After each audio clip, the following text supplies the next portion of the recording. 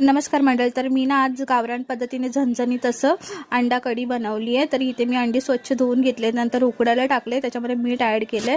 नंतर इकडे मी कांदा, टोमॅटो, अद्रक, लसूण एकत्र भाजून घेतले आणि खोबरंसुद्धा, आणि हे मिक्सरच्या भांड्यामधून आपण वाटून घेऊया. नंतर इथे अंड्यांना मस्त असे काप दिलेत. नंतर कढईमध्ये मस्त अंडी अशी फ्राय करून घेतले. आणि आता इथे मी कढई ठेवले, त्याच्यामध्ये तेल टाकलं, कांदा टाकला, टोमॅटो टाकला. कांदा टोमॅटो मस्त असं भाजेपर्यंत फ्राय करायचं. त्याच्यामध्ये मग हे वाटण ॲड करायचं, वाटणाला पण तेल सुटेपर्यंत फ्राय करायचं. नंतर मी मसाले ॲड केलेत.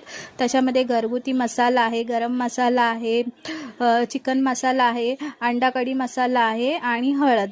हे सगळं मस्त असं तेल सुटेपर्यंत भाजून घ्यायचं. आणि इथे एक मी अंडं फोडलंय आणि ते या मसाल्यामध्ये ॲड केलं. त्याच्यामुळे अंडा कढीला मस्त अशी चव येते आणि खूप छान लागते. अशी झाली गावरान पद्धतीने आपली अंडा कढी. चला तर माझ्या चॅनलला सबस्क्राईब करा, माझा नवीन चॅनल आहे, प्लीज सपोर्ट.